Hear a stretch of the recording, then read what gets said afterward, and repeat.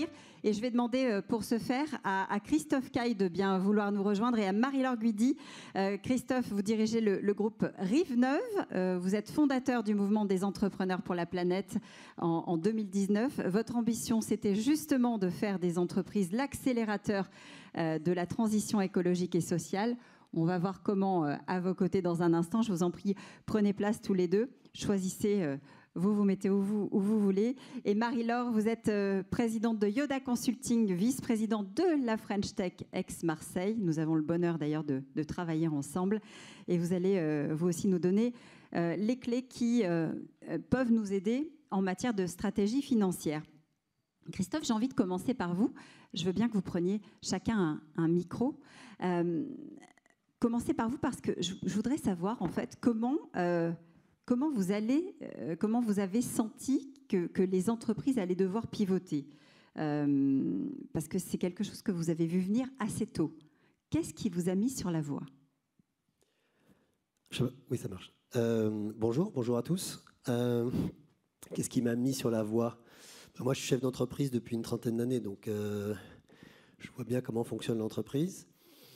Et puis, j'ai pris conscience il y a 15 ans des enjeux environnementaux qui étaient face à nous. Et je me suis rendu compte que, en tant que dirigeant d'entreprise, j'avais capacité à agir et à être très opérationnel dans mon action. Et donc j'ai créé un groupe qui s'appelle Cap-Vert Énergie, CVE, qui est producteur indépendant d'énergie renouvelable. C'est là où j'ai commencé à m'intéresser à ce sujet du développement durable.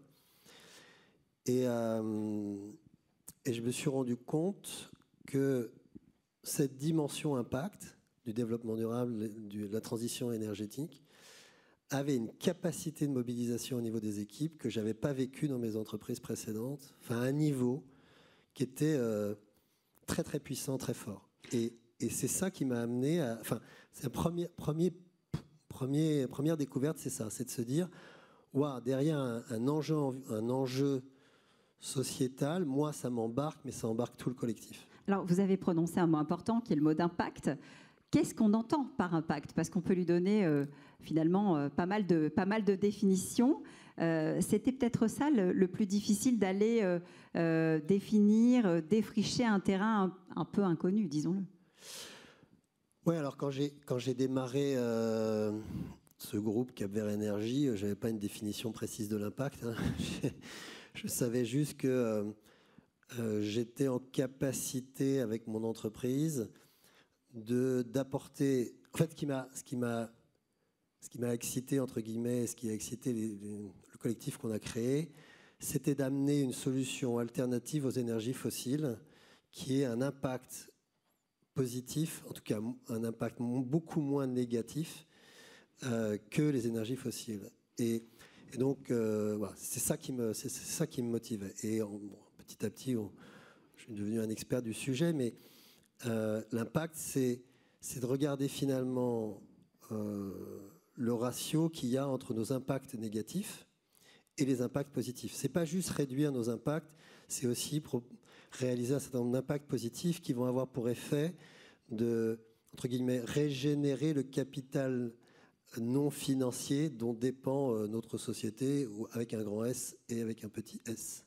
Depuis, vous avez avancé, vous avez continué dans cette voie, pas seulement dans le domaine des énergies. À quel moment, parce que c'est vrai qu'on a vu apparaître les termes de RSE, de ESG assez tard finalement dans notre vocabulaire, à quel moment vous vous dites, vous, ça va devenir central pour la transformation de l'entreprise? Alors la RSE, ça existe depuis longtemps. Hein. On en parle depuis 20-30 ans. Enfin, je n'ai pas la date exacte de cette démarche-là. On en parle. On ne le fait pas forcément. C'est ça. On le fait, mais on ne le fait pas forcément au niveau où ça doit être. En fait, moi j'ai compris pour moi qu'en tant que dirigeant d'entreprise, il y a 15 ans, que c'était incontournable. Je ne pouvais plus avoir un rôle de dirigeant d'entreprise et créer des entreprises qui n'avaient pas cette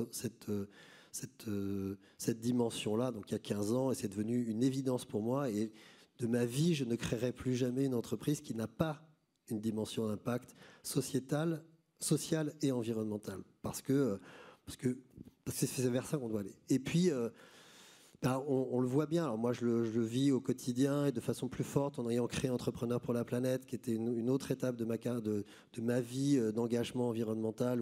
C'est une suite logique, finalement. C'est une suite logique dans le sens où, moi, ce que j'ai vécu en tant que dirigeant, je me suis dit, je vais essayer de le partager avec d'autres dirigeants d'entreprise, parce que la démarche, elle est quand même fabuleuse à titre individuel en tant que dirigeant d'entreprise. Moi, quand je me réveille le matin, je suis hyper content d'aller bosser dans ma boîte. Et il y a une dimension supplémentaire qui n'est pas juste de créer mon entreprise. Il y a aussi il y a quelque chose, il y a ce film, la Bigger Than Us. Là, on se bat pour quelque chose qui nous dépasse. Et c'est vachement inspirationnel. Et puis le collectif qu'il y a derrière et la dynamique qu'il y a derrière est très forte. Et puis là, en fait, la situation socio-économique, géopolitique à laquelle on fait face montre à l'évidence qu'on n'a pas trop le choix de faire comme ça. On parle de SS. Le SS, toutes les entreprises doivent le faire. Toutes celles qui n'en feront pas demain. En tout cas, la dimension coopérative, elle est incontournable. Si on ne coopère pas, on est mort, en fait, aujourd'hui, dans le monde dans lequel on est. Alors, j'ai demandé à Marie-Laure de bien vouloir prendre le micro. C'est intéressant, effectivement, ce que vient de dire Christophe, parce que si on ne coopère pas, on est mort. Et pourtant, jusqu'à maintenant, quand on était une entreprise, pardonnez-moi du raccourci, mais on parlait avant tout de bonne santé financière, de bilan, d'investissement, de chiffres. Vous travaillez, Marie-Laure, aux côtés des entreprises innovantes. Vous avez justement senti à un moment donné aussi qu'il était en train de se passer quelque chose, que c'était en train de bouger. Alors oui. Alors, est-ce que le micro bleu fonctionne? Non, on va essayer le vert. Ça a l'air d'aller mieux. Oui, bien sûr. Donc nous, effectivement, alors déjà, je suis très heureuse d'être ici et très fière d'être à côté de Christophe, qui est quand même pour le coup un pionnier en matière de transition écologique. Entrepreneur pour la planète, c'est quelque chose qui parle à tout le monde maintenant, mais c'est vraiment grâce à des gens comme lui qu'on est là, donc merci. Déjà. Nous, on est vraiment spécialisés dans les entreprises innovantes. Donc effectivement, les entreprises innovantes, c'est quand même un secteur qui est beaucoup plus sensibilisé que d'autres à la transition écologique. Alors par essence d'abord, parce qu'il y en a beaucoup qui travaillent sur des secteurs qui sont liés à l'écologie au sens large, mais aussi parce que c'est des entreprises qui ont aussi toujours un petit temps d'avance. Malgré tout, effectivement, c'est pas si évident pour elles d'aller sur ces sujets-là. Et elles y vont parce que c'est leur nature, mais aussi parce qu'on les y pousse un peu. Juste, je ne sais pas si vous le savez, mais la prochaine promotion des entreprises lauréates du Next 120 va avoir l'obligation, dès 2023, de produire un bilan carbone. Et alors même qu'elles n'ont pas vraiment d'obligation légale. Donc elles sont un petit peu obligées d'y aller. Par ailleurs, ces entreprises, ce sont des entreprises qui, souvent, n'ont pas ou peu de chiffre d'affaires, puisqu'elles mettent leurs produits, elles sont en phase de développement, et donc elles vont aller chercher des financements. Et c'est là, en fait, qu'on s'est aperçu qu'il y avait une urgence qui s'accélérait, parce que nous, chez Yoda, on les aide à faire leur financement, leur levée de fonds, mais également leur demande de subvention. Et effectivement, de plus en plus, il apparaît des critères RSE dans les demandes de subvention, et on se dit, effectivement, là, ça bouge vraiment, et même celles qui n'avaient pas vraiment pris conscience de l'urgence vont devoir le faire. Après, une fois qu'on a dit ça, c'est pas si simple, parce qu'elles vont se tourner vers nous, experts comptables aussi, comme tiers de confiance, mais nous, dans nos formations aujourd'hui, on n'est pas véritablement formés sur ces sujets-là. La formation initiale de l'expert comptable, elle est très large, mais elle n'est pas spécifique à la RSE. Du coup, on était un peu démunis, pour être tout à fait honnête, et on s'est dit qu'effectivement, il fallait y aller, d'abord parce que les entreprises innovantes, c'est aussi l'avenir de la transition écologique, parce que c'est un gros secteur en France. Le gouvernement a la volonté de faire de la French Tech française, donc l'écosystème le plus engagé dans la transition écologique. Donc il faut s'y mettre. Et comme on n'était pas vraiment capable de s'y mettre tout seul, on s'est adjoint les compétences de quelqu'un qui était spécialisé, donc Brice, qui viendra nous rejoindre tout à l'heure, qui lui est expert comptable, mais a suivi volontairement des formations complémentaires pour pouvoir aider ces entreprises à produire les bilans carbone, notamment qu'on leur demande. Ça signifie que ces notions-là, elles n'étaient pas dans votre champ d'action au départ, vous avez dû les intégrer, et donc aussi vous former, rajouter des cordes à votre arc. Absolument, et c'est effectivement, et je le redis, parce qu'on a des pionniers comme Christophe, que l'environnement bouge et qu'on se dit qu'on n'a pas le choix, il faut y aller. D'abord parce que nous, on a comme rôle d'accompagner nos entreprises, mais aussi parce que c'est l'avenir et que les entreprises qui n'iront pas, et là je suis complètement convaincue, et certaines ne s'en sortiront pas. Christophe, justement, cet accompagnement, aujourd'hui, il est utile, il est nécessaire sur le plan financier, d'abord parce que c'est ça qui est la colonne vertébrale de l'entreprise. Non, alors l'accompagnement financier, il est nécessaire parce que dans le monde de l'entreprise, si on n'a pas de financement, on a du mal à se développer, à se pérenniser. Mais l'accompagnement, il est nécessaire à tous les niveaux de l'entreprise. Et les grands enjeux pour l'entreprise, c'est effectivement le financement. Et on voit bien qu'au niveau du financement, il y a une évolution forte, une accélération très forte depuis quelque temps au niveau du monde de la finance pour intégrer cette dimension environnementale et sociale, développement durable, dans les critères de sélection des financeurs. Mais c'est aussi nécessaire et indispensable au niveau du développement commercial, parce qu'on voit bien qu'il y a de plus en plus... Déjà aujourd'hui, les grands donneurs d'ordre intègrent dans leur cahier des charges un certain nombre d'éléments. Et il y a des entreprises qui aujourd'hui n'ont pas anticipé ça et se retrouvent en difficulté parce qu'elles ne sont pas capables d'intégrer cette dimension-là dans la réponse aux appels d'offres. Sur le consommateur final, on voit bien qu'il y a un marché qui se présente. Ce n'est pas encore indispensable, on ne va pas souffrir trop parce qu'on n'est pas développement durable. Mais là, un des gros enjeux, il y en a deux supplémentaires, il y a trois enjeux supplémentaires. C'est les RH. Et on voit bien que pour recruter aujourd'hui, si on n'intègre pas cette dimension-là, ça devient de plus en plus compliqué pour recruter. Et il y a des secteurs d'activité qui sont en grande difficulté au niveau recrutement. Et elles ont absolument besoin d'intégrer ça.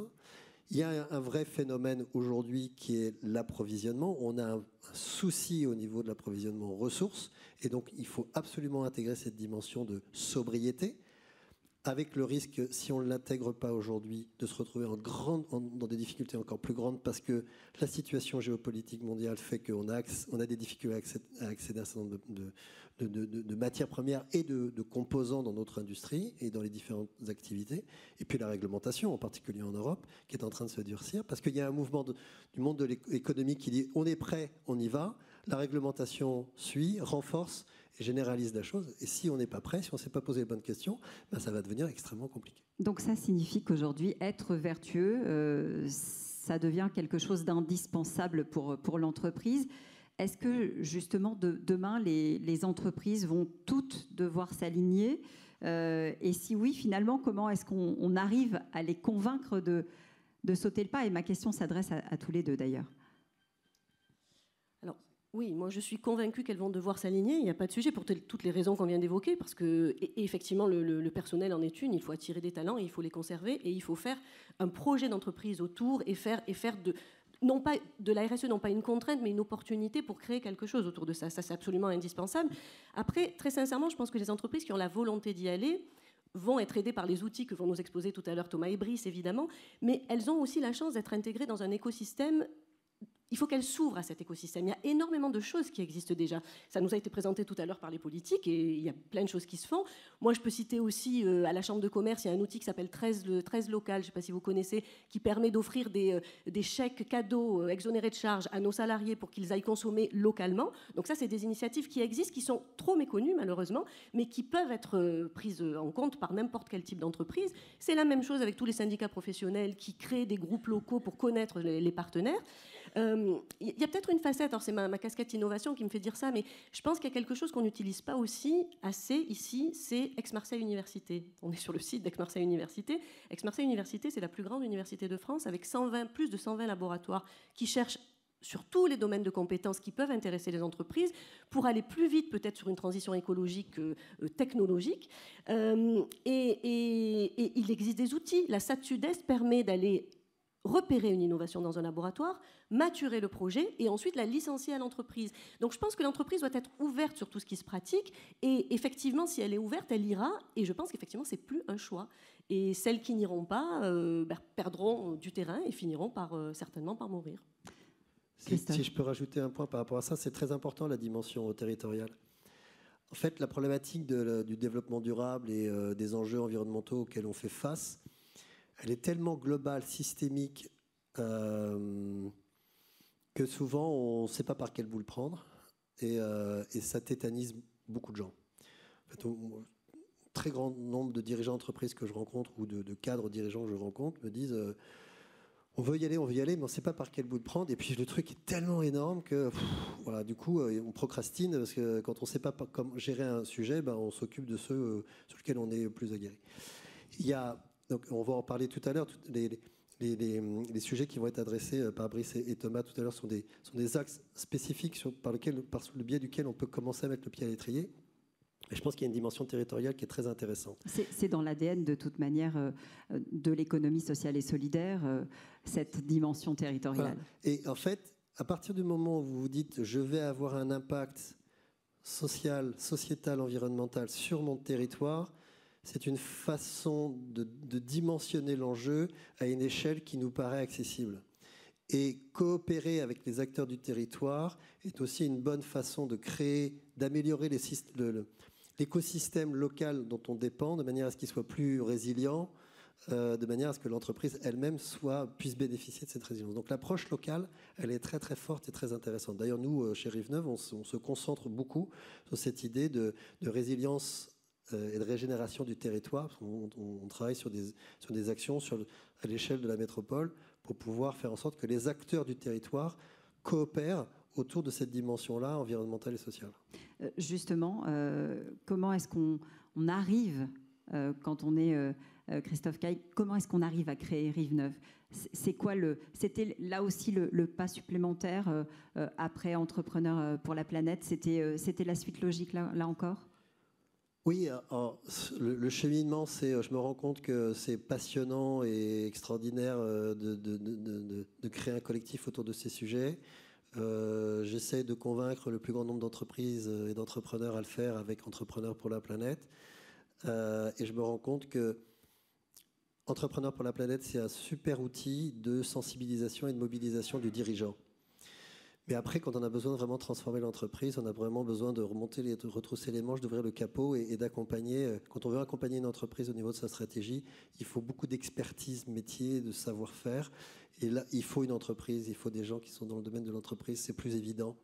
Et du coup, j'ai créé le groupe Rive Neuve pour développer un ensemble d'outils qui permet vraiment d'accompagner l'entreprise au niveau stratégique, organisationnel, avec plein d'outils différents, et la mobilisation des équipes qui est le nerf de la guerre. C'est que si vous n'arrivez pas à mobiliser les équipes, et en particulier le middle management, vous n'arriverez pas à transformer l'entreprise. Et donc il y a un focus très particulier autour de ça, parce que si le middle management se l'approprie et s'empare du sujet, et ben votre boîte elle va se transformer. Il faut que ça vienne de la direction, bien sûr, mais sans le middle management, vous n'y arrivez pas. C'est dans tous les sens, hein, c'est aussi bottom-up. Oui, tout à fait. Mais en fait, il faut libérer la créativité des équipes parce que le sujet est tellement complexe. Il est systémique au niveau de l'entreprise. Et il y a tellement de sujets compliqués que si vous l'adressez sur des verticales, en fait, vous touchez qu'une partie du problème et votre entreprise n'est pas résiliente, en fait. Marie-Laure ? Oui, je voulais rebondir là-dessus en disant aussi que je pense que c'est vraiment nécessaire d'être accompagné parce que c'est complexe, hein, on va le voir tout à l'heure, c'est quand même pas un sujet qui est très simple d'aller vers la transition écologique, vers la démarche RSE. Et je pense qu'une entreprise de bonne volonté, de petite taille, parce que l'enjeu, ça reste quand même de pouvoir... L'ESS a été évidemment en priorité sur ce sujet-là. Les grands groupes y vont un peu avec le bâton parce qu'ils n'ont pas trop le choix. Mais ce qu'il faut maintenant, c'est arriver à convaincre la masse des TPE et des PME d'y aller. Et si elles ne sont pas accompagnées, elles risquent de se noyer dans une masse d'informations et de réglementation qui est absolument colossale. Et je pense que le rôle de Rive Neuve ou de Planète Yoda qu'on crée, c'est effectivement de les aider à comprendre quelle est l'obligation, là où c'est pas forcément nécessaire d'y aller, pour pas décourager les équipes. Parce que je pense qu'un projet qui n'avance pas parce qu'il est trop ambitieux, c'est vraiment contre-productif. Le mieux est l'ennemi du bien, et là, comme ailleurs. Donc je pense qu'il est vraiment important de faire une démarche volontaire, mais pas seule, parce que sinon, effectivement, je pense que ça sera compliqué. Je vais juste rajouter un point, c'est que, en fait, on n'a pas été éduqué à réfléchir comme on doit réfléchir aujourd'hui face à l'évolution de nos entreprises. Donc, on peut y arriver. Mais on va mettre du temps. Moi, c'est un processus. Encore aujourd'hui, j'apprends encore et j'évolue en permanence sur le sujet. Donc, c'est un long processus que d'arriver à changer notre mindset sur comment l'entreprise doit agir. Et donc, se faire accompagner, ça permet de gagner beaucoup de temps. Alors, on va voir comment, justement, hein, on va rentrer dans le mécano, on va mettre les mains dans le cambouis, c'est ce que vous avez dit tout à l'heure. Enfin, je ne vais pas le faire, mais je vais appeler 2 spécialistes pour m'aider, Thomas Nouvian et Brice Renaud. Thomas, vous êtes directeur Impact chez Rive-Neuve, vous allez nous rejoindre. Et Brice, vous êtes associé chez Yoda et expert comptable. On va vous demander de venir nous rejoindre et de prendre chacun un siège. Et on va évidemment entrer dans le détail avec vous. Marie-Laure et Christophe, vous restez bien sûr avec nous. Alors j'avoue, je suis complètement larguée dès qu'on me dit le mot comptabilité. Et quand on me dit comptabilité intégrée, extra-financier, là, on me perd. Et pourtant, ce sont des notions qui ont de plus en plus de poids, notamment dans la vie des entreprises. Je parlais tout à l'heure de colonne vertébrale. J'ai d'abord envie de vous demander s'il y a une définition précise de ce que c'est que cette comptabilité intégrée. Qui veut se lancer? Je me lance. Comptabilité, ça me parle. Déjà, bonjour à toutes, bonjour à tous. Merci Raphaël. Donc la comptabilité intégrée, je vais peut-être la laisser pour après, quand on rentrera peut-être plus dans le détail, notamment avec Thomas, et plutôt parler de comptabilité extra-financière, car la comptabilité intégrée en fait partie. Donc la comptabilité extra-financière, ça marche bien là? Ça marche bien. Il faut vraiment le laisser comme ça, okay. Voilà, pour qu'il n'y ait pas d'interférence. Ok. Donc c'est quelque chose de nouveau, vous vous en doutez tous, et qui se construit par opposition à la comptabilité financière. Et donc, on a 2 éléments, la comptabilité et l'extra-financier. La comptabilité, c'est plutôt bien connu, c'est un système qui permet d'évaluer, de classer et de présenter des flux financiers. Et l'extra-financier, c'est plus récent et c'est quelque chose qui mesure en fait, enfin qui recense les effets positifs et négatifs d'une entreprise ou d'une organisation sur son environnement, la société et les parties prenantes. Donc cette définition est très liée en fait aux notions dont on a évoqué tout à l'heure d'RSE, d'ESG aussi pour environnement, social et gouvernance.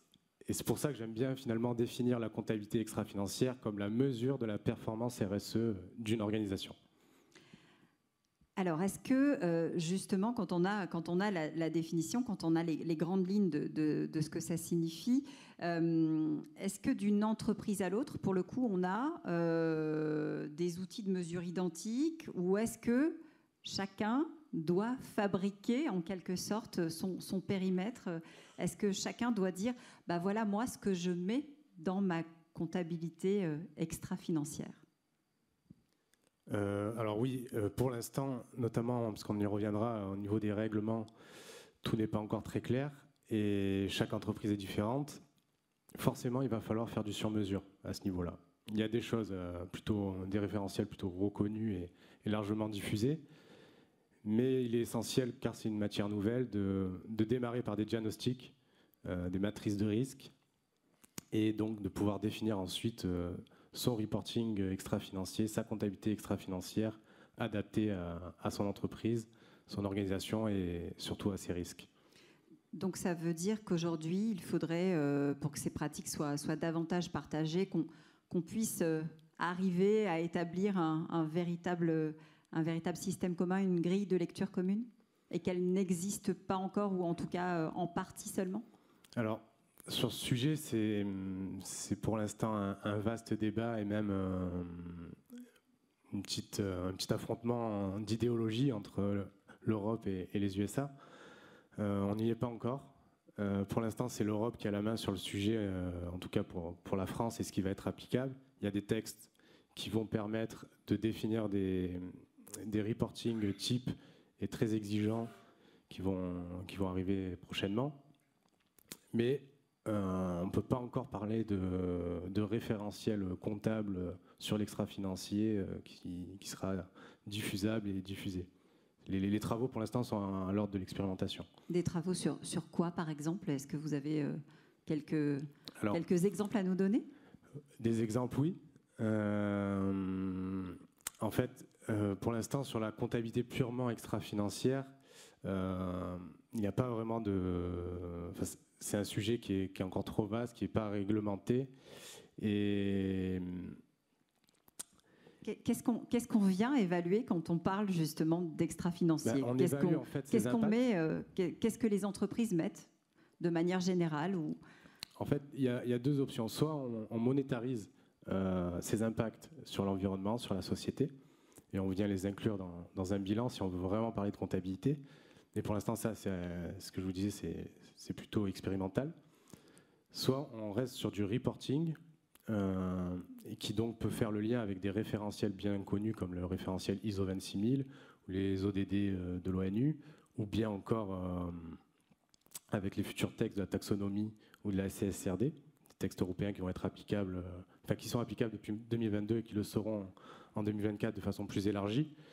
Donc voilà, l'idée pour moi et en tant qu'expert comptable, c'est plutôt de venir, de conseiller à chaque entreprise ou organisation qui souhaite se lancer dans une telle démarche, de se référer à ce type de texte pour ne pas produire une information, on va dire, trop large et rester donc dans l'utile.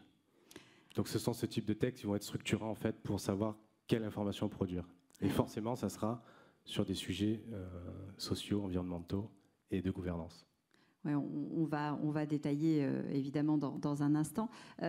Quand une entreprise, et ma question s'adresse à tous les deux évidemment, et puis Christophe et Marie-Laure, vous pouvez intervenir quand vous le souhaitez. Quand une entreprise vient vous voir en vous disant je veux faire pivoter mon activité, je ne sais pas, comme le disait Christophe tout à l'heure, je ne sais pas par quel bout attraper la problématique. Qu'est-ce que vous faites pour que ces notions de RSE, d'ESG soient prises en compte? Vous leur demandez de travailler sur quoi exactement? Alors, bonjour à toutes et à tous. Si une entreprise vient nous voir en nous demandant de pivoter, en quelque sorte, on a déjà gagné, j'ai envie de vous dire. Et bien souvent, on va prendre ces notions qu'on va appeler RSE pour aller vite, souvent par soit j'ai un vrai problème opérationnel, j'ai mon client qui me le demande, je ne sais pas faire, j'ai mon banquier qui me le demande, je ne sais pas faire, j'ai mes employés qui commencent à me dire que je fais n'importe quoi et je ne sais pas faire. Donc c'est souvent extrêmement précis et pragmatique. Le discours que nous, on se propose d'avoir vis-à-vis de ça, c'est justement de tout de suite soulager le problème, parce qu'il est réel, il est là, et comment est-ce qu'on va le soulager? C'est en commençant à correctement travailler, ce qu'on va appeler de manière un petit peu grossière une stratégie RSE, et je vous dirai pourquoi est-ce que je trouve ça un petit peu grossier dans quelques minutes. Mais oui, donc j'y compte bien. on va travailler donc ces fondamentaux sur classiquement les 3 grands piliers environnementaux, sociaux, de gouvernance, qui sont les 3 grands piliers sur lesquels repose la RSE, mais pas forcément que cela. Et donc, qu'est-ce qu'on fait? C'est qu'on va aider les entreprises d'abord à mesurer quelque chose. Voilà. Ce quelque chose, il peut être extrêmement, je dirais, modeste. C'est ce qu'on va appeler des indicateurs de volonté. Est-ce que vous avez la volonté de mettre en œuvre quelque chose? Est-ce que vous voulez faire un bilan carbone? Oui, non. Alors, tiens, bon exemple, le bilan carbone. Comment on fait pour le mesurer, pour l'évaluer? Voilà. Qu'est-ce que vous donnez comme outil finalement à l'entreprise qui vient vous voir? Alors, le bilan carbone, ça tombe bien parce que c'est lui-même un outil. Donc, c'est lui-même une méthode qui est bien bornée, qui est assez ancienne en réalité. Le bilan carbone, on retrouve ses origines dès le mi-temps des années 2000. C'est ce qu'on appelle en fait un outil de comptabilité en empreinte. Et c'est, on va dire, les méthodes les plus anciennes, puisque ça va être quelque chose qu'on va mesurer un indicateur précis. Donc, dans le cas du bilan carbone, on va parler d'émissions de gaz à effet de serre qui sont exprimées dans une unité d'œuvre unique. Dans le cas du bilan carbone, on va parler de kilos ou de tonnes de CO2 équivalent. Donc, lorsqu'une entreprise veut justement faire un bilan carbone, on va passer cette fois-ci non plus d'un oui, je souhaite le faire, mais oui, je le fais. Et donc, on se donne les moyens. C'est le deuxième niveau d'indicateur qu'on va mettre en œuvre. Sauf qu'en réalité, une fois qu'on a dit ça, on n'est toujours pas au bon niveau, en tout cas selon ce qu'on prêche, on n'est toujours pas au bon niveau de performance. Le terme de performance, c'est un peu la boussole qui doit guider toute bonne, encore une fois, stratégie RSE. Pourquoi je vous dis ça? Parce que, reprenons encore le bilan carbone, qui est quelque chose que maintenant on connaît tous un petit peu, Vous faites votre bilan carbone, plus ou moins élargi, donc les fameux scopes 1, 2, 3. Voilà, donc si vous prenez en compte vos émissions directes ou indirectes selon votre chaîne de valeur, mais en fait, ça va vous donner un chiffre. Est-ce que ce chiffre-là est bon ou pas? Mais encore mieux, est-ce que si vous dites oui, bon, bah, j'ai un bilan carbone, j'ai compris qu'il fallait que je réduise. Mais est-ce que vous allez réduire en absolu ou est-ce que vous allez réduire en relatif par rapport à 1 euro de chiffre d'affaires ou à une unité produite, peu importe ce que vous faites? Et puis même si vous réduisez, est-ce que la réduction que vous vous engagez, est-ce qu'elle est suffisante? Est-ce qu'on va rester dans les clous des différentes réglementations qui arrivent, ce dont parlait Brice? Donc vous voyez, on a cette espèce de gradation un petit peu, et là on n'est que sur le bilan carbone parce qu'on a dit cet exemple-là. Justement, ça fait partie des éléments qui vont venir dans la fameuse colonne de l'extra-financier, le bilan carbone, pas seulement, mais on prend cet exemple parce que tout le monde le connaît. Oui, exactement. Tout à l'heure, donc j'essayais de définir l'extra-financier, la comptabilité extra-financière. Le bilan carbone fait partie de la comptabilité extra-financière, en fait.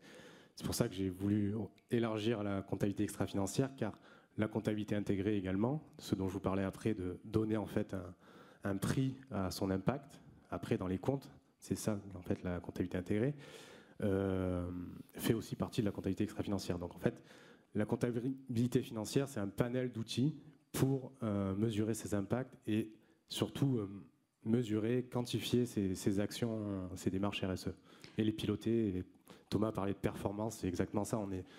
On est en sortant du financier, on parle maintenant de performance globale et donc l'extra-financier en fait partie. Alors, on a des outils, on a le bilan carbone, le plus connu peut-être, le plus efficace aussi, probablement, à l'heure actuelle. Pour mesurer les émissions de gaz à effet de serre, oui. Et c'est aussi un axe important des réglementations, car tout à l'heure on a parlé, je crois que c'est monsieur le préfet qui en parlait, les objectifs de baisse des gaz à effet de serre d'ici 2030 et 2050 sont très forts, et donc le bilan carbone est un peu indispensable pour y arriver. Alors, ça fait partie des choses qui sont maintenant dans notre vocabulaire, ce fameux bilan carbone. Plus compliqué peut-être, Thomas, le bilan RSE. Hein. Il me semble que là, pour le coup, c'est moins évident. Qu'est-ce qu'on prend en compte quand on parle de bilan RSE ? Alors, quand on va faire un bilan RSE, en fait, on va regarder l'état de l'art de l'entreprise sur les différents piliers ESG de l'entreprise. Le bilan carbone n'est qu'une sous-partie du pilier E, en quelque sorte. Mais attendez, il y a une méthode pour le bilan RSE ou il y en a plusieurs ? Alors, il y en a plusieurs, et ça n'aura pas, à mon avis, forcément vocation à être normé, même si, effectivement, vous avez donc une norme ISO 26000 qui vous pose l'ensemble des éléments classiques à prendre en compte lorsque vous voulez mettre en place une stratégie RSE. Donc vous avez pas mal d'outils et de labels qui en fait font votre bilan RSE, mais donc un bilan RSE, c'est juste une manière de dire j'en suis où par rapport à ces différents critères-là. Depuis tout à l'heure, vous voyez qu'on parle bien d'indicateurs qui sont complètement séparés du financier. On se dit, oui, mais d'accord, mais on est censé parler de comptabilité quand même. Oui, bon. Alors en fait, ce qui se passe, c'est que lorsque vous allez commencer à mettre en place donc, un bilan RSE et que vous voulez le faire de manière un petit peu structurée, vous allez utiliser ce qu'on va appeler des méthodes, pardon pour c'est un petit peu pas un barbarisme, mais des méthodes multicritères. Alors qu'est-ce que ça veut dire ? Ça veut dire que vous allez être rigoureux dans l'identification de vos indicateurs E, S, G, dans la manière de les présenter, qui en fait reprennent un petit peu les bonnes pratiques de ce qui a été développé en comptabilité depuis maintenant pas mal de temps. Mais vous allez toujours donc reporter des choses qui sont à part, dans des unités différentes. Donc vous aurez du oui-non, vous aurez des tonnes de CO2 équivalents, vous aurez des tonnes, vous aurez des mégawattheures, vous aurez tout un tas d'animaux un petit peu bizarres qui vivent dans leur habitat et qu'on ne convertit pas en euros. Et donc là, ça nous amène sur un petit peu la dernière brique qui est la comptabilité intégrée. Ça porte bien son nom. C'est-à-dire qu'on va fusionner, on va tenter en tout cas de le faire correctement, toutes ces petites bêtes-là dans des états financiers. Et pourquoi c'est important ? Et pourquoi nous, on pense, chez Yoda et Rive-Neuve, que c'est fondamental? Et pas juste pour se faire plaisir, parce que c'est excitant, non. C'est que pour n'importe quelle entreprise, qu'elle soit grande ou petite, si vous ne mettez pas en œuvre une intégration de ces indicateurs-là, vous ne pouvez pas faire les bons arbitrages dans votre business. C'est fondamentalement impossible. Pourquoi? Parce que, à la fois culturellement, mais même au niveau législatif, vous avez une obligation de maximiser la performance de votre entreprise. Performance digne euro, hein, ça arrive, hein, tout de suite. Okay? Donc, lorsqu'on va vous demander de réellement compter la vraie performance de votre entreprise, en réintégrant les choses que par ailleurs on ne comptait pas avant, c'est là tout le problème, c'est qu'on ne comptait pas ce qui doit être compté. Donc, vous les réintégrez, vous les convertissez en euros, bing, boom, ah oui, là j'ai une vraie performance. Alors, il y a plein de manières de le faire, et je vous avoue, petit secret, c'est pas forcément très simple. Alors justement, moi je vous entends, ça me rappelle mes cours de sixième avec les diagrammes qui se croisent ou qui ne se croisent pas d'ailleurs. Est-ce qu'il existe précisément des listes de référentiels qui sont aujourd'hui à votre disposition pour qu'il y ait justement cette fameuse grille de lecture commune? Est-ce qu'on a des méthodes de calcul? C'est en train de sortir. C'est en train de sortir. Ça avance vite, ça avance fort. Il y a, on va dire, 3 grandes méthodes. Et alors, petit motif de fierté nationale, la France est vraiment un des pays pionniers en la matière de comptabilité intégrée. Alors, juste pour vous dire, on a 3 grandes méthodes qui sont de plus en plus matures, donc qui sont ce qu'on appelle l'Environmental Profit and Loss, qui a été donc développée par Kering, une entreprise française. Vous avez une deuxième méthode qui est la méthode CARE, qui est de notre point de vue la plus ambitieuse parce que elle ne se contente pas juste de convertir des indicateurs extra-financiers en euros. En fait, elle remet complètement à plat l'ensemble des états financiers. Donc, une restructuration de fonds de ce que ça veut dire un état financier. Et puis, vous avez une troisième méthode qui est la méthode LIFT, qui est développée donc, par une chaire à Nantes, donc, avec l'école Audencia. Ce sont encore des outils expérimentaux qui sont... Voilà, il y a pas mal de pilotes et de prototypes qui sont faits dans des vraies boîtes, hein, mais ça reste encore perfectible méthodologiquement. Et puis surtout, il n'y a pas assez de professionnels du chiffre qui sont formés et qui savent les déployer. Oui, parce qu'après, il va falloir pouvoir comparer les entreprises entre elles pour savoir si ce sont de bons ou de mauvais élèves. Et si le référentiel n'est pas le même, forcément, ça complique l'exercice. Absolument. Et c'est là donc je veux dire, le gros point massu lorsqu'on va parler de ces comptabilités intégrées qui, enfin, pour nous, c'est vraiment le sens de l'histoire. Hein, c'est-à-dire qu'on a fait une grosse erreur il y a 250 ans en disant « ça, c'est gratuit, on ne les compte pas hein, ». Donc, les ressources naturelles, les ressources humaines, peu importe, on ne les met pas dans les États. Bon, en fait, il faut les réintégrer parce qu'on voit bien que ça commence un petit peu à coincer. Donc, on réintègre tout ça, on va aller vers de la comptabilité intégrée, sauf que, il ne faut pas se leurrer. Et comme la comptabilité classique, ça ne viendra que par l'aspect réglementaire. Alors justement, parlons-en de cet aspect réglementaire, parce que manifestement, on n'a pas vraiment le choix. Vous avez cité tout à l'heure l'exemple de la taxonomie.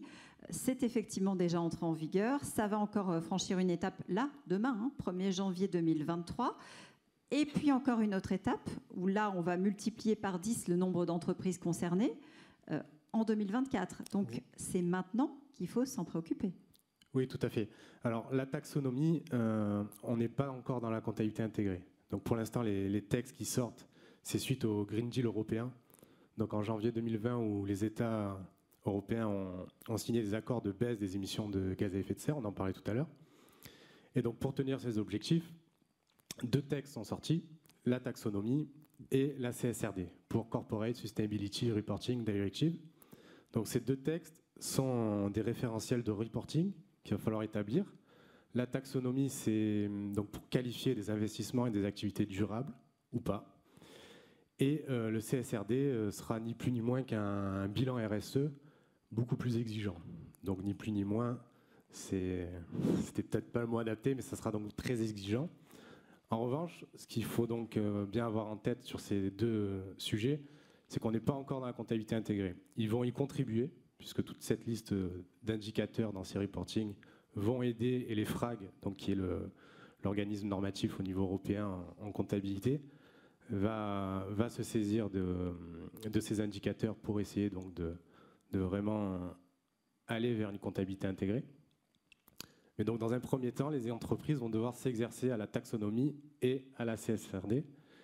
Et donc, à partir de janvier 2024, vous le disiez, il y aura 10 fois plus d'entreprises qui seront concernées par ces textes, car les seuils seront de 40 millions d'euros de chiffre d'affaires, 250 salariés et 20 millions d'euros de total bilan. Donc, il faudra dépasser 2 de ces 3 seuils pour être soumis à cette obligation. Auparavant, c'était 500 salariés et 100 millions d'euros de chiffre d'affaires. Donc, on voit bien qu'il y a un abaissement des seuils très important. Mais au-delà de ça, allez-y.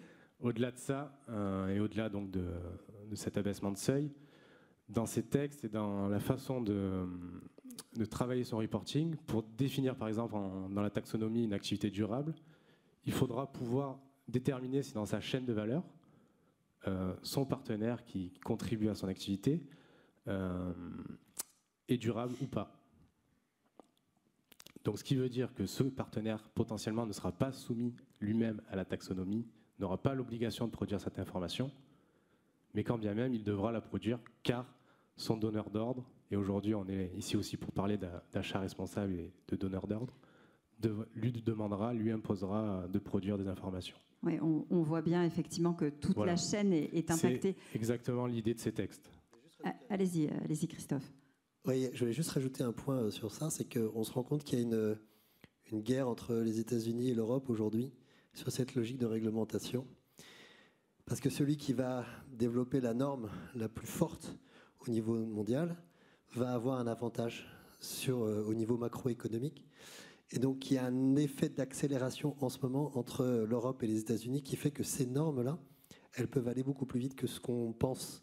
On le voit déjà aujourd'hui sur le sujet de la taxonomie, ça a été très très rapide, beaucoup plus rapide que ce qu'on pouvait imaginer, parce qu'il y a cette guerre entre l'Europe et les États-Unis. Donc, il ne faut pas croire que ça va mettre du temps, ça peut arriver assez vite en fait. Non, mais c'est effectivement un des points sur lesquels on a avancé assez vite, cette taxonomie. C'est pour ça que je prenais cet exemple-là, parce qu'on disait que sur d'autres points, on manquait, Thomas, on manquait de référentiels, on manquait de règles établies. Or, elles sont en cours de construction, ces règles. Elles sont en cours de construction, et Christophe le dit bien, moi j'aime bien dire ça, c'est que ça ne va pas assez vite qu'on le voudrait, mais ça va beaucoup plus vite qu'on ne le pense, en fait. Et ça arrive vite. Encore une fois, c'est le sens de l'histoire. Il y aura toujours aussi, il ne faut pas se leurrer, il y a des problématiques fiscales derrière. Ces nouvelles. Voilà. Allez essayer de prendre cette valeur-là. Ce qui est fondamental, juste pour revenir sur cette dichotomie entre l'Europe et les États-Unis, ce qui est en jeu, c'est vraiment intéressant parce qu'on est face à deux visions contradictoire de la manière d'appréhender l'impact des entreprises. Alors, si vous permettez, moi, je remets juste la définition que nous utilisons chez Rive-Neuve. L'impact d'une entreprise, c'est quoi? C'est l'ensemble des effets bénéfiques et néfastes produits par les activités de cette entreprise sur ses parties prenantes et sur une période donnée. Il y a toujours cette notion de temporalité lorsque vous regardez les impacts. C'est fondamental. Bref, donc lorsqu'on va regarder les impacts de cette entreprise-là, que veut dire le législateur américain? Fondamentalement, lui, il va être plutôt intéressé sur une problématique de risque. Donc, il va regarder l'ensemble des différents effets que peuvent induire l'environnement et la société sur l'entreprise. Donc, des risques physiques, des risques de transition. C'est une vraie problématique de gestion du risque. Et quel va être l'effet sur la valorisation de la boîte. On retrouve en fait cette idée de si je construis une usine à cet endroit-là, est-ce qu'il va y avoir un tremblement de terre, est-ce qu'il va y avoir un tsunami, est-ce que mes employés vont commencer à se mettre en grève, est-ce que je ne pourrai plus recruter, est-ce que je vais faire face à des pénuries d'eau, etc., etc., etc. Donc, bien évidemment que cette gestion du risque, elle est nécessaire. Le législateur européen ajoute quelque chose d'autre derrière. Il ajoute l'effet inverse. Il va dire, bon, maintenant je veux connaître donc, les impacts, je reprends la définition, les impacts de l'entreprise sur la société et l'environnement, et ça, je veux pouvoir en faire du reporting pour, in fine, pouvoir le monétiser. Ce n'est pas du tout la même manière de regarder les choses. Et si on regarde un petit peu donc, dans les textes qui ont été votés jusqu'à présent, donc dans le Green New Deal européen, cette notion de ce qu'on appelle la double matérialité, hein, donc dans les deux sens, risque et impact, est fortement ancré dans les textes. Donc le coup est déjà parti, en quelque sorte. Brice, est-ce que pour le moment, et Marie-Laure, vous pourrez peut-être réagir également, est-ce qu'on est prêt aujourd'hui? Quand je dis on, je pense évidemment au cabinet comptable. Est-ce qu'on a les outils? Vous avez en partie répondu, mais est-ce qu'on est formé pour accompagner les entreprises dans la prise en compte justement de ces nouvelles unités de mesure? Ou est-ce que c'est finalement un autre métier qui est en train d'émerger? Alors, comme le disaient Christophe et Thomas, on aimerait que ça aille plus vite, mais en fait, ça va plus vite que ce que l'on pense. Et c'est exactement ça. C'est-à-dire que ces textes-là sont déjà sortis, vont s'appliquer à beaucoup plus d'entreprises. Donc, il y a vraiment une accélération. Et pour le coup, et notamment parce qu'ils s'adressent également aux PME, il risque d'y avoir des frictions. Donc, c'est pour ça qu'on est là aujourd'hui et qu'on essaie de sensibiliser au quotidien en fait, les PME. C'est que clairement, l'écosystème n'est pas encore peut-être assez structuré pour répondre à la taxonomie, à tout ce que vont nécessiter ces règlements. Mais quand bien même, on est là. C'est notre objectif. Et au niveau, en tout cas, des instances, que ce soit l'ordre des experts comptables ou la compagnie des commissaires aux comptes, pour nos métiers, de nombreuses choses sont faites. Énormément de formations sont possibles. Et c'est un sujet vraiment présent. La compagnie et l'ordre travaillent avec les politiques pour aussi... on travaille aussi avec les FRAC pour établir les normes comptables dont on parle sur l'extra-financier. Donc c'est un sujet très présent chez nous. Moi, je voudrais simplement rebondir en disant que je pense que pour les experts comptables, comme pour tout le monde, c'est aussi un marché et qu'ils auraient bien tort de ne pas y aller parce qu'effectivement, il va y avoir de gros besoins. Je sais qu'il y en a quelques-uns dans la salle. Je pense qu'on s'est tous posé la question, hein, Jean-Claude. Il faut y aller, simplement, il faut y aller, mais effectivement, je pense que les organismes de formation vont certainement être un peu dépassés parce qu'on en parlait quand on s'est rencontrés, Christophe, mais il risque d'y avoir un tsunami, en fait, là, de demandes. Et effectivement, je pense que la profession n'est quand même pas tout à fait préparée. Il y a aujourd'hui quand même très peu d'experts comptables formés. Hein. Je pense, Thomas, que vous n'en voyez pas tant que ça, qui connaissent vraiment tous ces sujets-là. Et nous, si on a pris conscience de cette urgence, c'est parce qu'on pense que l'urgence, elle est vraiment là.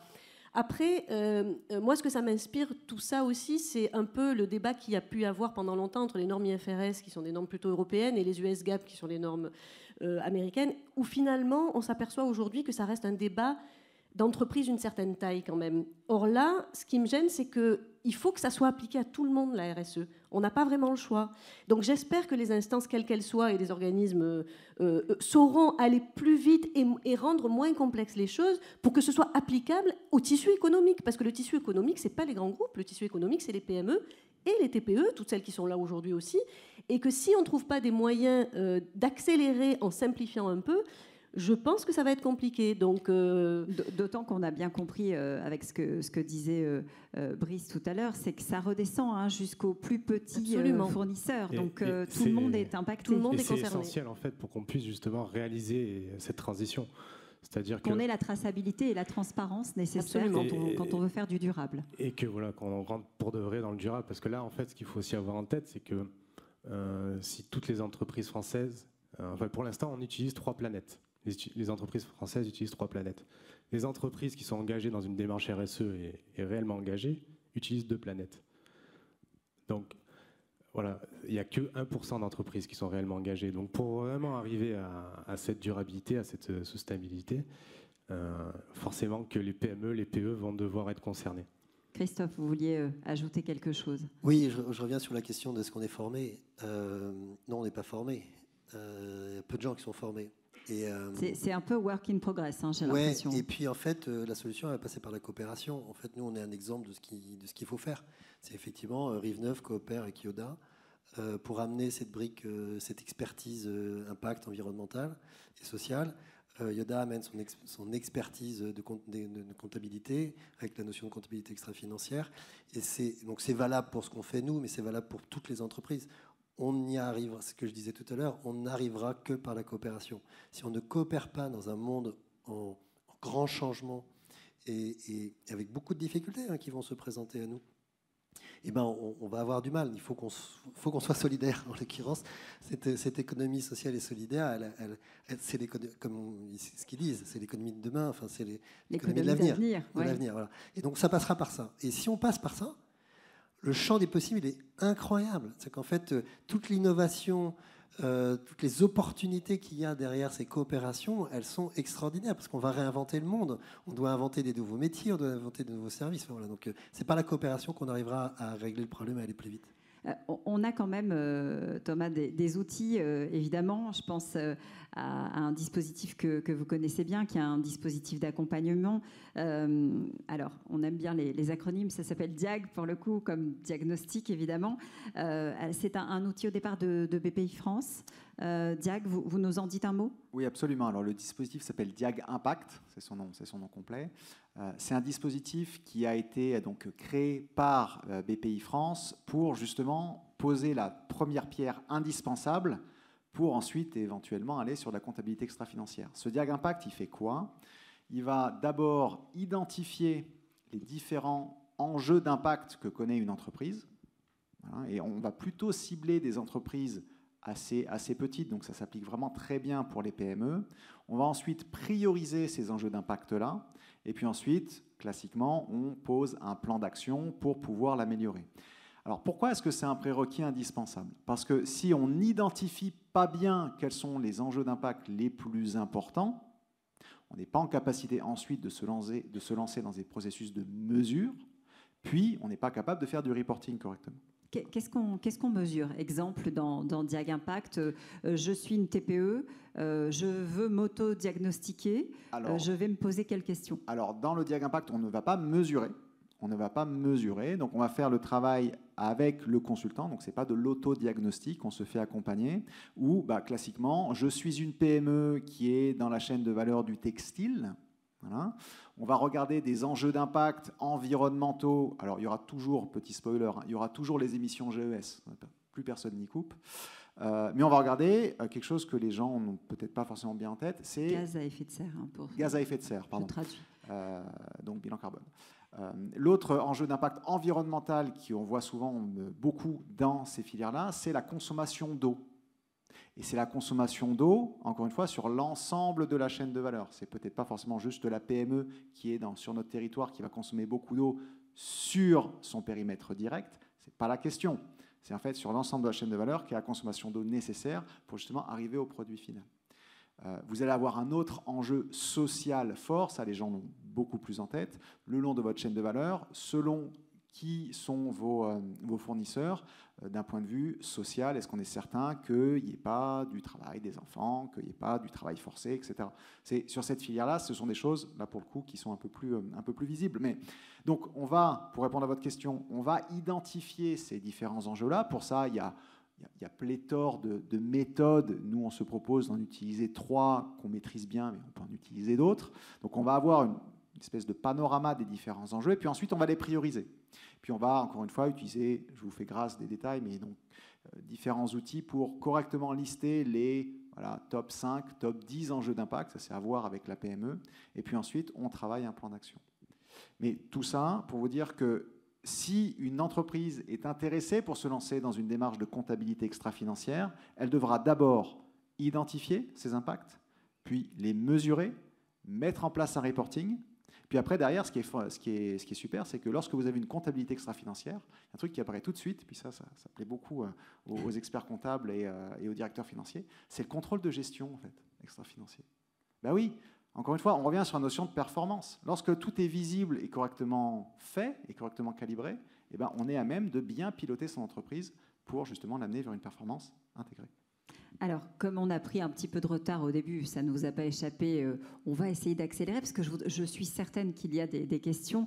Je voudrais juste, avant de donner la parole à la salle, vous demander si aujourd'hui vous avez le sentiment qu'on est en train de véritablement changer d'échelle. C'est-à-dire qu'il y a encore quelques années, les entreprises de l'ESS ou pas d'ailleurs, qui venaient volontairement faire cet effort-là, on pouvait les compter sur les doigts d'une main presque. Aujourd'hui, est-ce que quelque chose se passe ? Est-ce que celles qui viennent frapper à votre porte sont plus nombreuses ? Christophe, Marie-Laure, Thomas, Brice ? Oui, C'est indéniable. Il y a aussi des incitations fortes à le faire, donc ça c'est bien. Hein. On parlait du Diag RSE qui est financé par la BPI en partie et qui permet aux entreprises d'y aller. Moi je pense aussi aux banques qui ont un effort, qui font des efforts là-dessus puisqu'ils commencent à offrir des taux bonifiés aux entreprises qui y vont. Donc ça, c'est vraiment des incitations alors financières. J'espère qu'un jour, on supplantera les obligations par du sens. Mais aujourd'hui, oui, on y va clairement. D'abord, comme on le disait, parce qu'on n'a plus le choix pour certaines entreprises qui ont besoin de financement, mais aussi parce que c'est le sens de l'histoire et qu'on ne va pas contre le sens de l'histoire. Donc oui, ça s'accélère vraiment. Christophe? Oui, moi, depuis 15 ans que je suis dans ce domaine, j'ai vu une forte accélération il y a 3-4 ans, où il y avait une prise de conscience avant le Covid, où les gens avaient envie de se dire, en fait, il se passe quelque chose, quoi. Et il y a eu une très forte accélération pendant le Covid, où là, les gens ont vécu quelque chose de très fort. Et donc là, il y a eu encore un cran. Et là, avec ce qui s'est passé cet été, avec l'effet du réchauffement climatique qui a été quand même très palpable pour beaucoup de nos concitoyens, il y a encore un effet accélérateur. Donc on sent qu'il y a une prise de conscience qui est très forte. Et on dit souvent il faut que les gens aient souffert pour passer à l'acte. Et les gens ont commencé à souffrir. Et donc il y a une conscience plus forte, une envie de bouger. Maintenant, ça reste encore compliqué pour le passage à l'acte. Et pour le passage à grande échelle aussi, peut-être. Voilà. Alors, il y a de plus en plus de gens qui ont envie d'agir, de plus en plus d'entreprises qui ont envie d'agir, mais il y a encore beaucoup de difficultés à savoir par quel bout le prendre. Et là, l'étape, c'est aidez-moi, parce que je ne sais pas par quel bout le prendre. Donc, il faut qu'il y ait des acteurs comme nous qui se développent pour accompagner les entreprises. On voit qu'on commence à avoir des outils clairement identifiés et efficaces. Donc, absolument, c'est le moment. Comme tu le disais, je pense qu'il va y avoir un tsunami là dans les 2-3 ans qui viennent où les entreprises vont toutes y venir parce qu'elles se rendent compte que sans ça, c'est compliqué et qu'il y a des opportunités incroyables à les saisir. Après, ce qui est rassurant, c'est qu'il y a beaucoup de structures d'accompagnement qui s'y mettent vraiment. Enfin, je sais qu'il y a l'Initiative Métropole dans la salle. Enfin, le réseau Entreprendre, par exemple, a créé un programme Impact Plus avec la véritable volonté d'ici 2025 d'accompagner tous les lauréats du réseau Entreprendre vers la transition écologique. Ça, c'est extraordinaire parce que même ceux qui n'en ont pas conscience, du coup, se retrouvent dans le bain et avec l'obligation d'y aller. Et encore une fois, j'espère que cette obligation, parce que la conscience écologique, elle est quand même pas encore chez toutes les entreprises. Hein, on aimerait, mais c'est pas le cas. Mais j'espère que ceux qui démarrent aujourd'hui, oui, mais les autres, c'est plus difficile pour ceux de, comment on dit, certains disent l'ancien monde. Oui, c'est pas si simple, c'est pas si simple. Et puis ils sont pas nés effectivement avec ça, et c'est parfois plus compliqué. Mais on les pousse et c'est très bien. Et là, nous, on le voit très bien, c'est que aujourd'hui, des acteurs de l'accompagnement de l'entreprise sont très volontaires aujourd'hui pour se transformer. On parlait d'IMM avec lesquels on coopère. Et nous, on est très sollicités aujourd'hui sur le territoire par tous les acteurs qui sont dans ce secteur de l'accompagnement de l'entreprise pour venir coopérer avec eux pour pouvoir déployer cette démarche-là. Et ça, c'est nouveau. C'est récent. Oui, en fait, par rapport à cette notion d'ancien monde et de nouveau monde, en fait, ce dont on s'aperçoit en discutant avec des dirigeants de PME, avec leurs collaborateurs, c'est que, en fait, c'est souvent, comme tout, c'est souvent très très gris. Où moi, il m'est arrivé plusieurs fois de parler avec des gens de l'entreprise qui personnellement étaient très moteurs, étaient très motivés, qui dans leur vie personnelle faisaient beaucoup d'efforts et qui, pour autant, travaillaient dans des boîtes qui, a priori, n'allaient pas dans la bonne direction. Mais c'est normal, encore une fois, je veux dire, on est en train de repenser et de remettre à plat un système industriel de plusieurs siècles, avec la comptabilité associée. Donc vous avez des injonctions contradictoires extraordinairement fortes qui fait qu'aujourd'hui, oui, vous êtes dans un métier, vous avez des employés, vous avez des clients, vous avez des investisseurs. Bon, il faut que le truc tourne. Et en fait, c'est un peu la manière que nous, on a d'appréhender le problème, c'est de se dire, en fait, peu importe si aujourd'hui, vous ne semblez pas avoir pris conscience du truc, de toute façon, à un moment donné, on va vous aider à prendre conscience, mais en fait, fondamentalement, si on arrive à réorienter et encore une fois, à avoir la bonne vision de ce qu'est votre vraie performance, on commence à reprendre les réflexes, de dire, oui, je dois maximiser ma performance, mais qui est justement comptée autrement. Voilà. Donc, c'est normal, c'est douloureux, ça prend du temps. la réglementation va aller vite et va s'accélérer. Donc, il va y avoir un vrai effet un petit peu cisaille pour pas mal de PME. Et c'est pour, enfin, PME et pas PME, hein, et d'entreprises plus grandes. Et c'est pour ça qu'on pense fondamentalement qu'en pouvant commencer à réfléchir le plus vite, le plus tôt, et un petit peu à s'acclimater un peu avec les différentes méthodes et outils qui sont disponibles, on gagne un temps précieux dans la mise en œuvre de ces dispositifs et pour faire en sorte que la boîte continue de prospérer, quoi. Merci beaucoup, merci à tous les quatre. Je pense qu'on a peut-être, oui, vous pouvez les applaudir. Je pense qu'on a peut-être quelques questions, ou pas d'ailleurs. Voilà, je m'en doutais.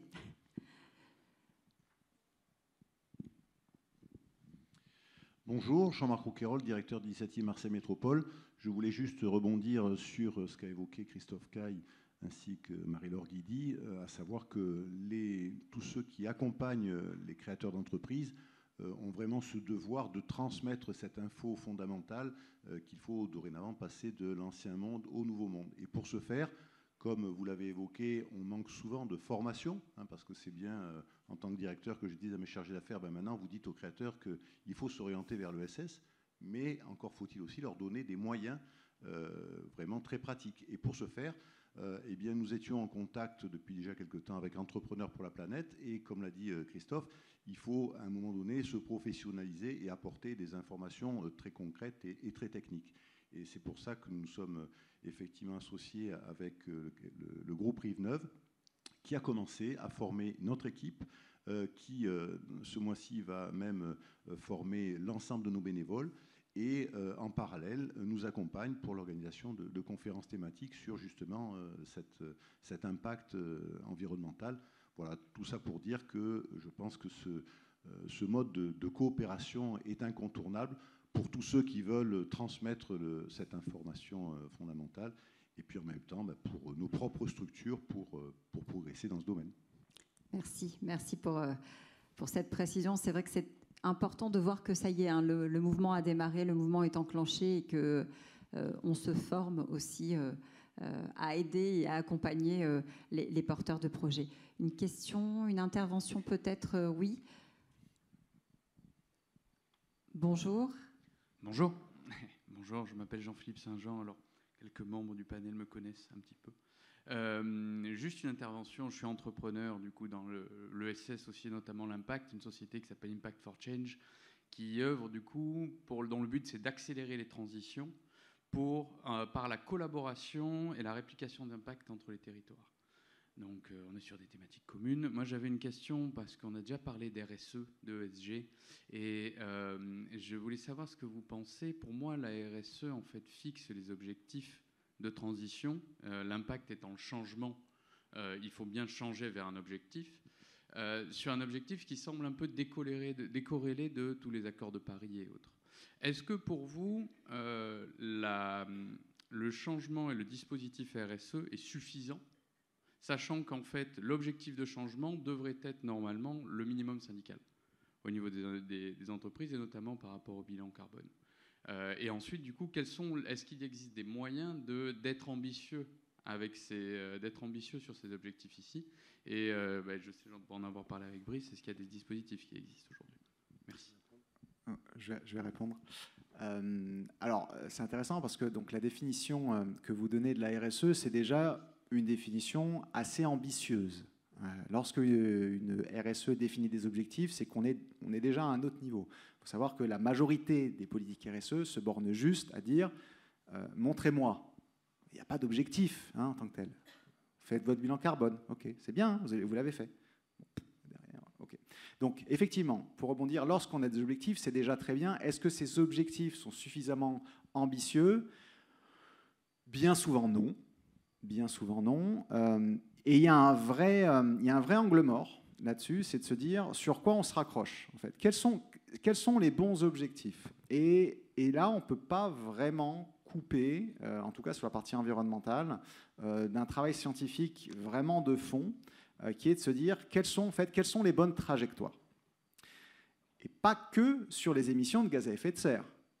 quelles sont les bonnes trajectoires au niveau de l'ensemble des impacts environnementaux qu'on doit considérer. Biodiversité, eau, matière, acidification des océans, etc., etc. Quelles sont les bonnes trajectoires? C'est une question extrêmement importante et aussi extrêmement dure. Donc, on a commencé à faire le travail sur les GES avec ce qu'on appelle les SBT, Science Based Targets, qui sont donc des trajectoires qui sont données, mais plutôt d'un point de vue macro. Donc, on connaît la trajectoire au niveau planétaire. Ça va.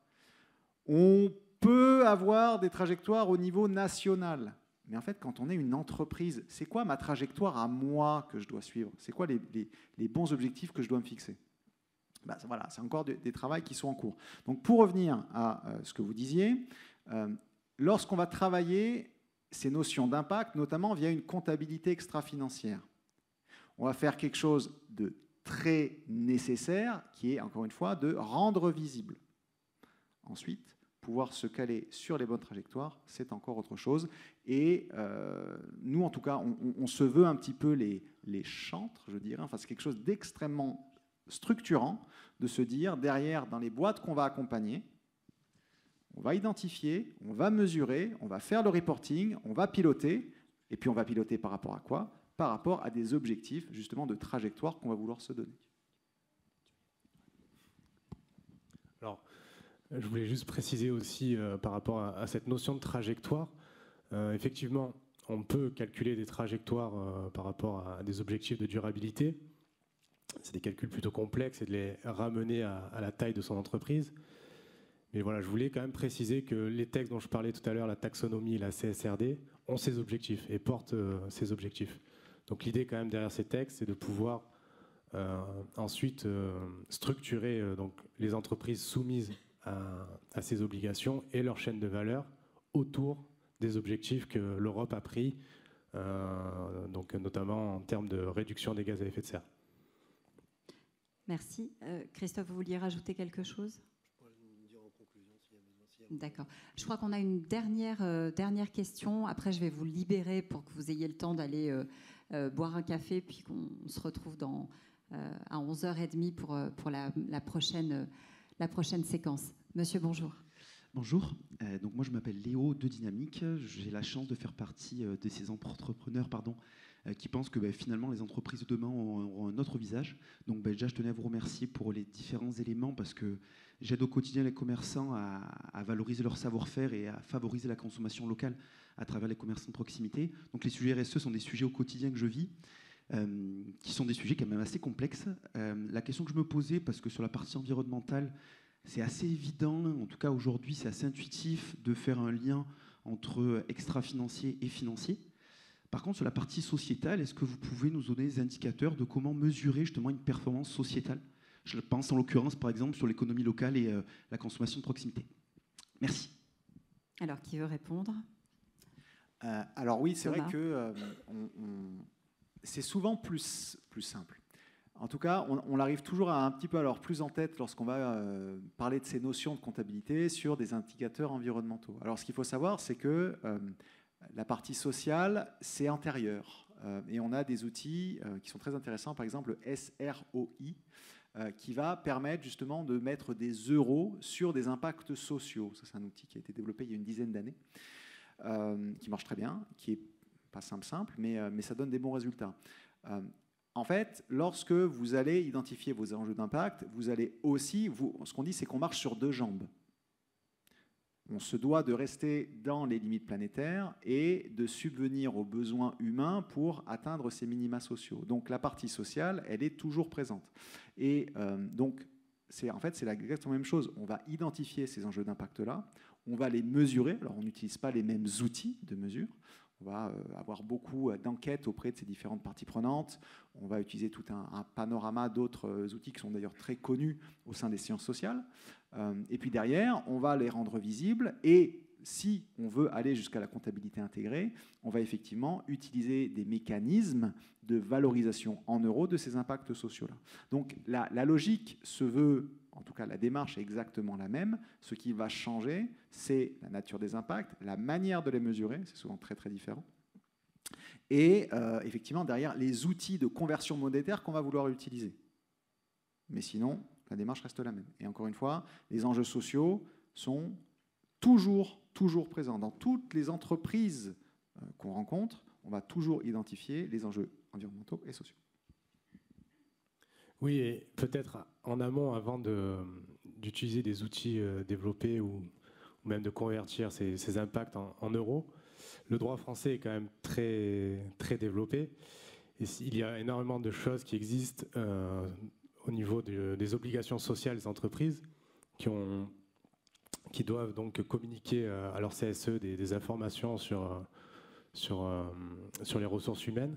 Donc déjà, à ce niveau-là, il y a des viviers d'informations et d'utilisation d'informations qui ne sont pas assez valorisés, notamment dans des démarches RSE, et qu'on peut très simplement utiliser en se référant à ces obligations, à ces textes qui existent. Merci Brice. Je crois que Christophe, vous vouliez dire un mot pour conclure, parce que c'est vrai qu'on a balayé quand même large, c'est un sujet complexe. On se rend compte qu'il y a des ramifications, il y a des points de rencontre dans tous les sujets qu'on a abordés. Qu'est-ce que vous pourriez nous dire en conclusion ? En fait, je pense que ce qui est important dans cette démarche de développement durable, environnemental et social, c'est de remettre l'humain au cœur. Et en fait, il faut penser que nos entreprises, ce sont des collectifs d'hommes et de femmes. Il faut redonner la confiance à ces hommes et ces femmes et l'autonomie, la liberté d'action. Et s'il n'y avait qu'une seule chose à mesurer, c'est à quel point c'est déployé dans l'entreprise, en fait. À quel point les collaborateurs et l'ensemble de l'équipe s'est approprié cette démarche. Est-ce qu'ils sont bien formés ? Est-ce qu'ils ont compris pourquoi c'était intéressant de le faire ? Est-ce qu'ils sont motivés pour le faire ? Et est-ce qu'ils sont satisfaits de ce qui se passe au niveau de l'entreprise ?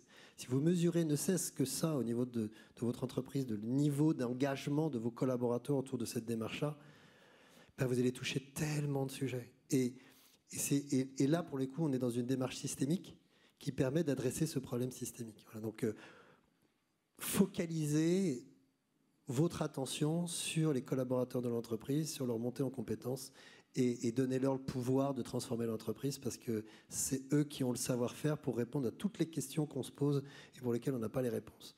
Et dans chaque secteur d'activité, les experts, ce sont les collaborateurs de l'entreprise. Donc, pariez sur l'humain. Merci. Merci beaucoup Christophe, Marie-Laure, Thomas et Brice d'être venus nous parler de ces sujets qui sont cruciaux, hein, qui nous engagent évidemment et qui engagent l'entreprise. Je vous laisse faire une petite pause d'1 quart d'heure si vous le voulez bien et on se retrouve ici même pour parler des achats responsables. À tout à l'heure.